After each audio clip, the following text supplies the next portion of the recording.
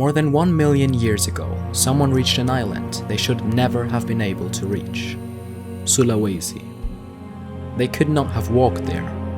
Even when sea levels fell, deep water still separated the island from mainland Asia.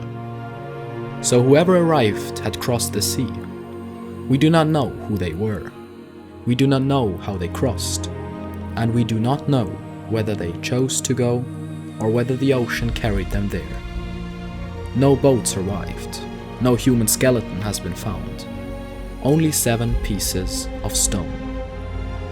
But those 7 stones may preserve evidence of one of the earliest known sea crossings by any human relative.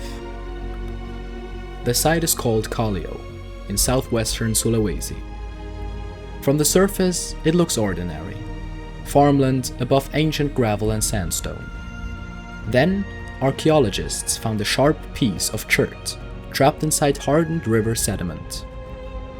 It was not a loose rock. It had been sealed inside the deposit. Excavations recovered 7 stone artifacts from 2 separate layers. 7 is not much, but the marks on them are difficult to explain naturally. They show fracture scars and sharp edges produced by deliberate blows. One edge had even been retouched. The technology was simple but controlled. The makers knew how to turn rounded river cobbles into useful cutting flakes. The tools were also larger than the natural chert pebbles around them. That suggests the stone was selected elsewhere, carried into the area, used and later buried by the river. The river may even have moved some tools from an older bank into a younger layer. That could make them appear younger than they really are.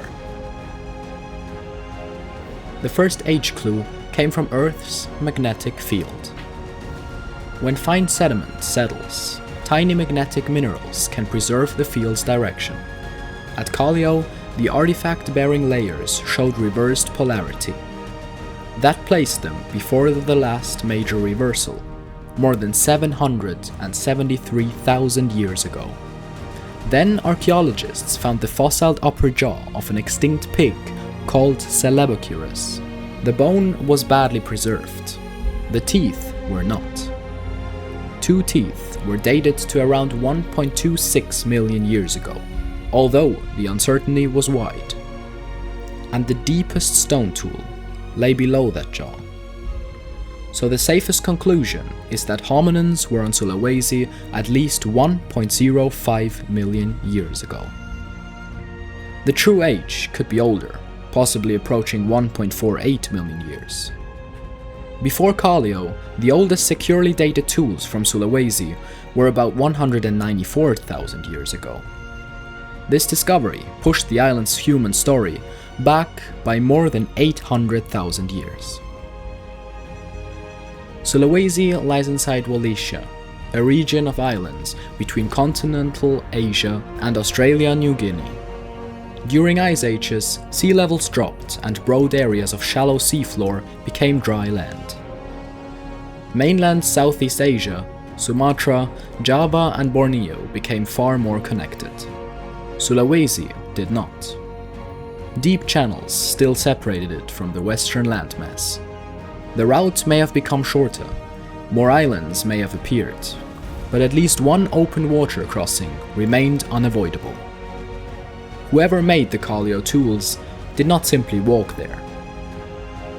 The obvious suspect is Homo erectus. It was already living on Java during this broad period and had spread across much of Asia. In time and geography, it fits. But no hominin fossils had been found at Calio. A stone flake cannot identify the hand that made it. And nearby islands show why guessing is dangerous. On Flores, hominins were present by at least 1.02 million years ago. Much later, that island was home to Homo floresiensis, the small-bodied species known as the hobbit. On Luzon, hominin activity is known from hundreds of thousands of years ago. The island later produced another distinct species, Homo luzonensis. Island Southeast Asia held isolated populations, and evolutionary branches found nowhere else. The Sulawesi toolmakers may have been Homo erectus. They may have belonged to another archaic population. Or they may represent a branch whose bones have never been discovered. Even if we knew who they were, the hardest question would remain: how did they cross? One possibility is deliberate travel. A group could have seen land across a channel, tied together logs or vegetation, and pushed away from shore. That would suggest planning and cooperation, but the evidence does not prove boats, paddles, or navigation. Calling them sailors would go too far. The other possibility is accidental rafting.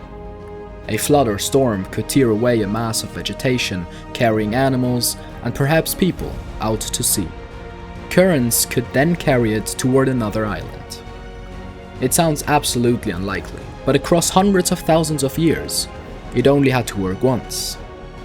Then comes another problem. One person arriving alone cannot establish a lasting population. Permanent settlement would require a group, repeated crossings, or an extraordinary accident carrying several people together. Calio cannot tell us which happened. The 7 tools might represent generations of occupation. They might come from several brief visits. Or they might be the final trace of one stranded group that vanished. They cannot tell us whether the crossing was an expedition or a disaster. They tell us only that the water barrier was crossed. Sulawesi was not empty. The toolmakers entered a landscape of unfamiliar animals, rivers, forests, and local stone. Whatever happened at sea, they survived long enough to use technology they already understood. And Calio is not an isolated impossibility. Flores had hominins by at least 1.02 million years ago. Sulawesi now has evidence at least as old. A pattern is emerging.